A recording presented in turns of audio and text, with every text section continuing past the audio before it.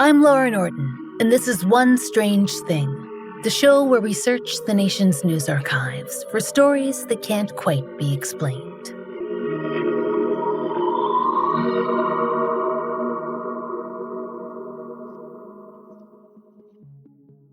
You know, strangers, there's something particularly satisfying about a ghost story that, well, just refuses to stay dead. There are no shortage of local legends attached to local manses and historic buildings and crumbling cemeteries, and, yes, dolls, and even furniture. We've really covered a lot of ground on this podcast, haven't we? But a really good story, it is one that can survive. Not just for years or for decades, but for centuries.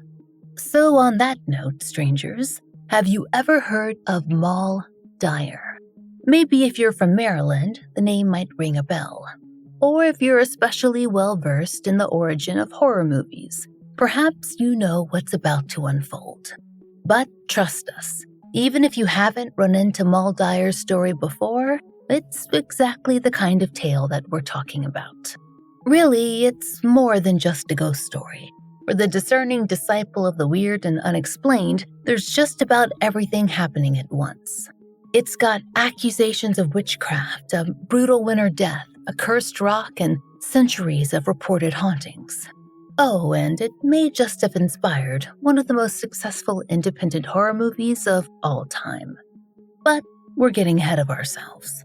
So, let's start with the basics. According to the New York Times, Moll Dyer was said to have lived in colonial-era St. Mary's County, Maryland, sometime in the late 1600s. Now, a few sources date the story to the 1790s, but that doesn't make much sense based on the rest of the tale. And the St. Mary's Historical Society has settled on 1698 as their date for the story, so we'll go with their superior knowledge on the subject. And the setting, it makes sense for that. St. Mary's is the oldest county in Maryland, and it was established way back in 1637. So, it makes sense if we're working based on logistics and reasonable timelines. Anyway, according to local legend, Moll Dyer was an old woman who resided alone on the outskirts of what is now Leonardtown in the county. According to the Baltimore Sun, nobody knew anything about where she came from, even after she'd been there for years. Some thought that her clothing spoke of a well-heeled past, but living in a shack certainly meant that she'd come down in the world. When folks tried being friendly, she'd shut them down cold. Anyone who kept trying to be nice, or who got on her nerves, they were rebuffed. And not politely. And she was also someone who, well, made people nervous. If you're well-versed in history, then you know that woman who lives alone in the woods and makes people nervous is not exactly an ideal position to be in at most points in history, and particularly if one is living in colonial America. And especially, as St. Mary's official website points out, if you happen to be someone who's recently been blamed for a particularly nasty bout of local influenza. We've also seen numerous sources claim that Moll Dyer was rumored to be the cause of mass livestock deaths, a bad harvest, and even an especially harsh winter in 1698. And we all know what comes next, don't we? Bad luck, frayed nerves, and townsfolk, and a convenient scapegoat. In the right place and the right time, it won't be too long until someone mentions witchcraft. And it seems that in St. Mary's County, those whispers turned Moll Dyer's way. She was a vulnerable woman, and maybe that gave the strength for murmurs to become loud accusations. One of the earliest print sources we could find that mentioned Moll Dyer was an 1892 article printed in the St. Mary's Beacon. The unnamed author begins by offering a pretty interesting description of Moll before the story really gets going. She's identified as a, quote, old hag, which is, well, both harsh and par for the course. But we're also told that, quote, she was of tall and commanding figure, as all witches are expected to be, and through the wreck of years, one could see glimpses of a former beauty. Now, We did not know that particular factoid about witches ourselves, so keep an eye on the tall ones, strangers. Because some of us, we might just have powers. Not us specifically, sadly, but some. So anyway, with that in mind, let's return to the tale. And to Moll, the rumored witch. One night, perhaps driven to the edge of reason by their communal bad luck, the townspeople formed a mob and they went to Moll's cabin on a freezing winter night. And there, things escalated quickly and violently. What accusations or protestations were exchanged, we do not know. But the story goes that the townsfolk were determined to drive Moll Dyer away. They must have been convinced that their troubles would cease. So, they set her little cabin ablaze, and she ran deep into the woods in nothing but her nightgown. And while we cannot produce any weather records, sorry about that, but AccuWeather had not set up shop in the late 17th century. It was apparently very, very cold. We know that because, as the story goes, Moll Dyer never made it back to the ruins of her little cabin, or to any other kind of safety at all. According to the St. Mary's Beacon, the account is that Moll eventually, quote, perished from cold and exposure during that terrible winter night, which is, of course, a bad enough end for any local legend. But you have been here long enough to know that things got weirder and worse than that.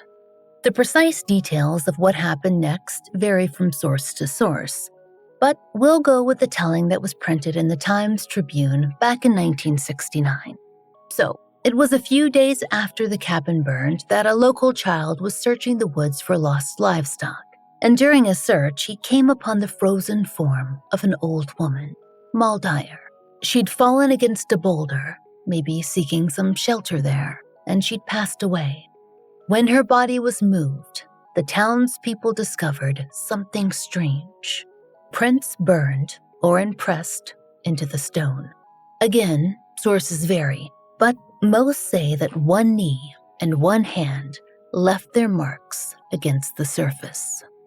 Another Times-Tribune story, written in the early 1970s, claimed that when she was found, quote, the fingers of her right hand rested on the stone. The other hand was raised as if in supplication. Her last words, it was said, must have been a curse on the men who had burned her hut and on their descendants. We have, honestly no idea how anyone was around to hear that. But if the townsfolk assumed it was based on what they'd done to Moll Dyer, well, we don't exactly blame them for that flight of fancy. After all, they'd driven an old woman to her death, and they were left with her sad remains and a stone burned with the permanent marks of their dark choice.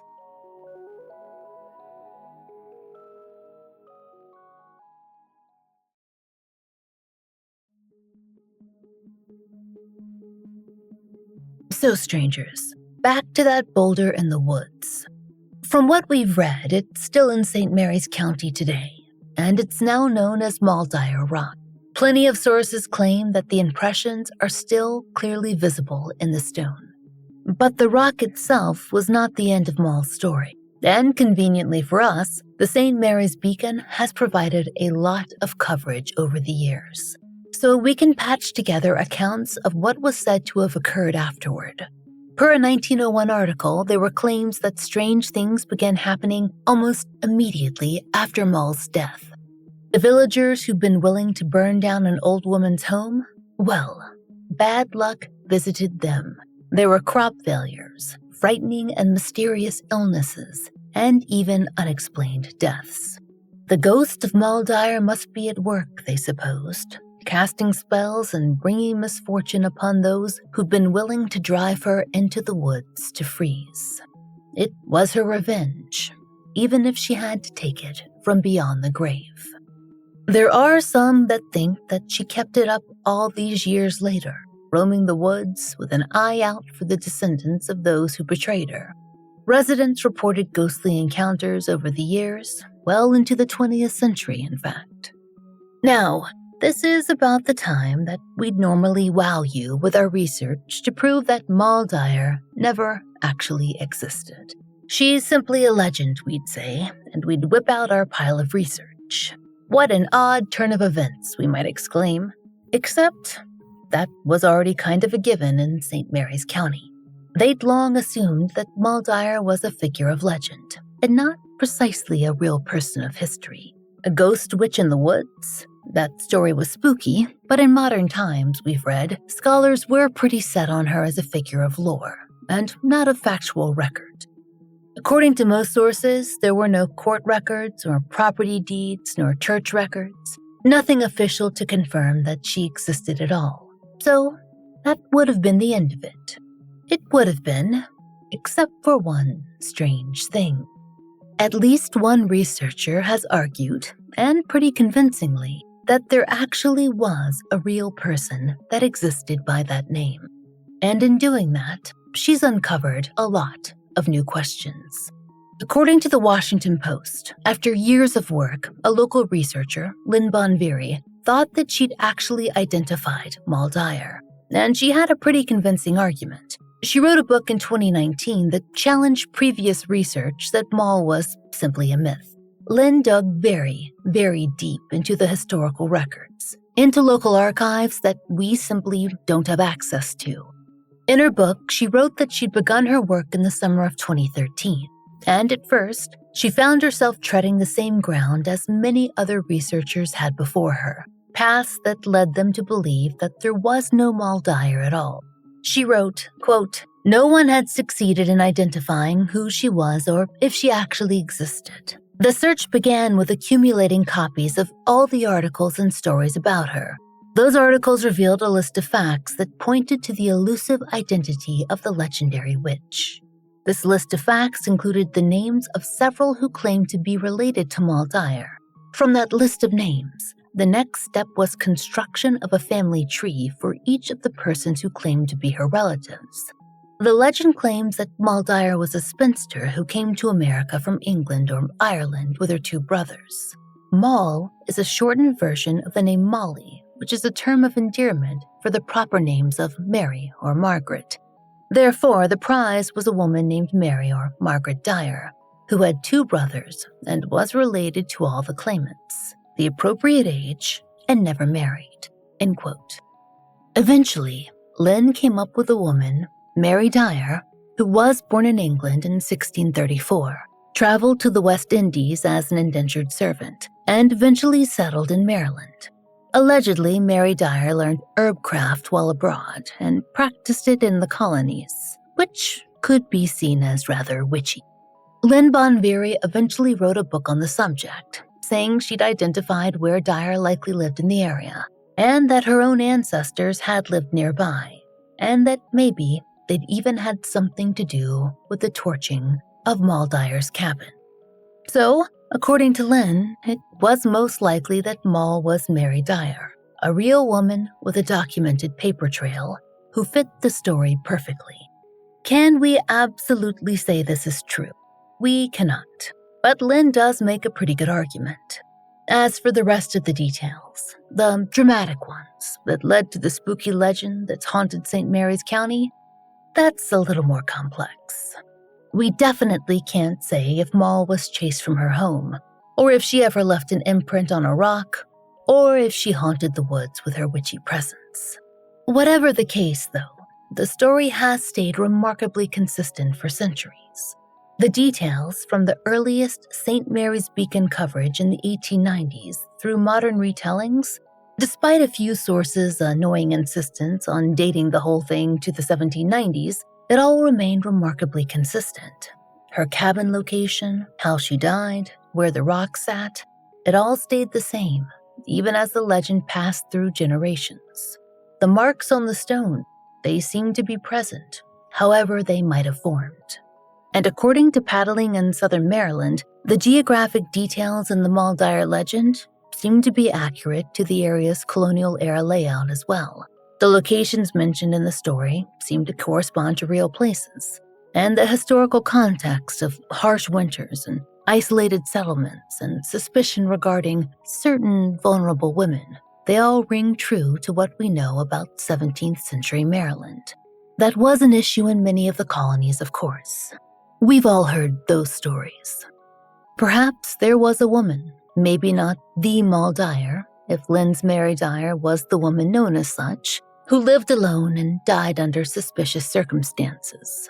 Perhaps the details of the legend grew in the telling, but the core story has some basis in historical reality.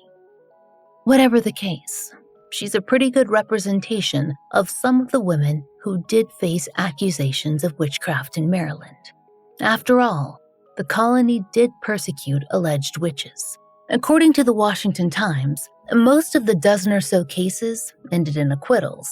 But in 1685, a woman named Rebecca Fowler was executed by hanging, and that was the colony's only so-called legal execution on the charge.